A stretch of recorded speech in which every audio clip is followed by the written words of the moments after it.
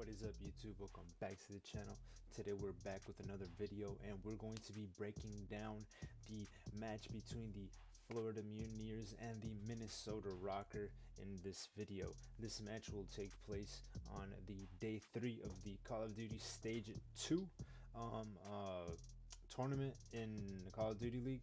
And for those of you who don't know, you can make money by betting on esports in DRAFTKINGS in games like Call of Duty, and that is what I basically talk about in this channel. If you're new to the channel, if you just found this video, I focus on strategies on making money on Call of Duty in the DraftKings daily fantasy format.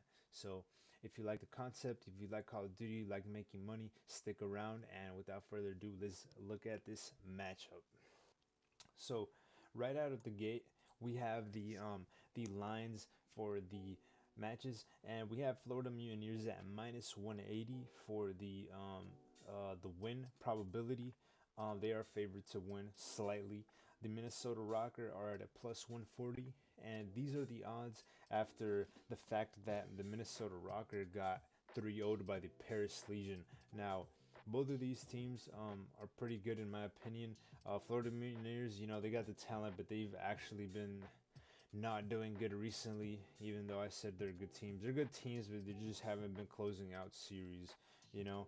I think that the Minnesota ROKKR have the talent as well, but I think that it is about time for the Florida Mutineers to win a series. They haven't won a series in a minute, and I feel like they are poised to do so here against what is looking to be a weak Minnesota ROKKR team based on what we saw today against Paris Legion. So in my opinion, I believe that the Florida Mutineers are probably going to win. So what I'm going to do for this game is that I'm going to strictly only target the Florida Mutineers. You could target players in the Minnesota ROKKR side. I'm not against that. I would just, say that, you look carefully. We have players like Accuracy who I believe, don't really have that much of a high upside. I mean, the only time he ever posted upwards of 100 points recently was against the London Royal Ravens, so I don't trust Accuracy with his price tag of 9,000 to produce too much. He got 72 points in the previous game, and he got 64 in the game before that, series before that. That's fantasy points, by the way. So his upside is not there. He's too expensive. I don't think he's a good pick for this series. Attach, I feel, is like the best player in this team right now. He's the only one I'd be comfortable paying 8,800 for the flex price for, but I just feel like Attach isn't gonna have that upside as well. He posted 60 points against Paris their last match, and 125 against Toronto before that. I feel he is the best player here in this team, so if I was gonna pick anybody from here, it would be Attach. Other than that, I would have picked Priesta because he's super freaking cheap. But the reason he's this cheap is because he's actually been doing terrible, and he burned me twice already, and I had him in one of my lineups yesterday. But fortunately, he did terrible, but he didn't, make me lose money. So, I'm going to be sticking, I'm gonna be pretty much not getting close to Priesta anytime soon. He just has not been himself lately. He got a decent amount of points against Seattle and Dallas. Dallas in that game where they beat them, they upset them. But other than that, he hasn't really been doing good. Priesta at 5,800 might be a really good price though. So if you have maxed out your lineup and you need a player and you have literally no money, I think Priesta is like the perfect fit. Even though I said I'm gonna stay away from him, I believe I can make a lineup where I won't need his upside, but I might think about it because at 5,800, if he's gotten the lowest points he's ever gotten at 48, I think that you could possibly get away with putting him in your cap spot as a very contrarian play. Putting him in your cap spot, if the Minnesota ROKKR win, or if they sweep the Florida Mutineers, which is, unlikely, or it's somewhat, yeah, it's somewhat unlikely, he will make your lineup stand out so much, and he will be so important for your team, cashing your lineups, cashing money, basically, because it'd be a very unique lineup. So even though I said Priest is in a bad position right now, it's based on what he's shown. That's why his price is so low. But if you got the balls, you can put him in your cap or just put him in your team, and if he ends up helping his team win, he might get upwards of 100 points. He's gonna pay off greatly. So um, on the Florida side, I would honestly say that I'm inclining more to Skies at the 7,400 price.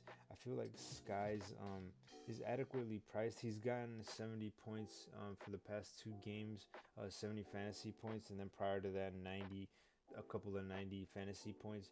Um, at 7,400, he is an okay player. Like he's okay. Like he's going to deliver somewhat. He's gonna meet that value most times. 7,400. I think they're gonna beat Minnesota ROKKR, so I think he might pay off this time. Uh, at only $200 more expensive than Slacked, I feel like Skies is at a great value here. Um, of course, they have to win for him to meet that value, and like him having to actually do good. If it is not a sweep, they gotta push it to 5 games so he can, get that, you know, in-game time, uh, so he can get more kills, basically. Slacked, I don't really trust Slack that much at the price of 7,200. Yeah, he's had a couple 90-point games, but I don't feel like he has the upside that is needed to even pay off that small price. Neptune, I feel like Neptune is a really good player, but I feel like Neptune sometimes is too overhyped. Like, yes, he's a great player, but he hasn't delivered 100 fantasy points in a minute.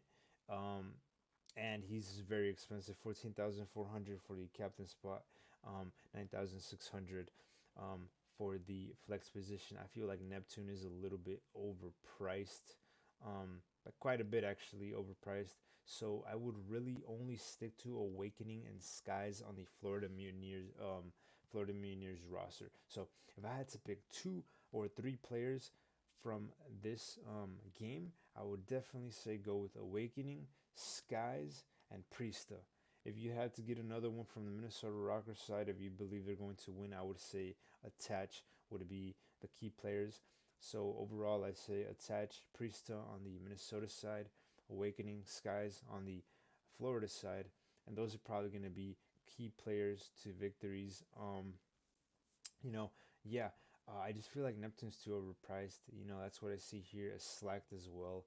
And Skies and Awakening are usually the ones who do the most work. Other than Neptune on Search and Destroy, he's good in Search, but Search doesn't give you a lot of points in DFS. Because it's only a 1 life, no respawns, limited number of kills. So yeah. With that being said, that is what I think is going to happen for this specific series. If you like the content, if you want to learn more about making money with Call of Duty and DraftKings, stick around the channel. I will be making a lot of content regarding the Call of Duty League and how to potentially make money with it passively by just betting on DraftKings. And yeah, I might support more esports in the future. So yeah, with that being said, leave a like, dislike, comment if you like. If you want me to improve in some way, let me know. And thanks for watching.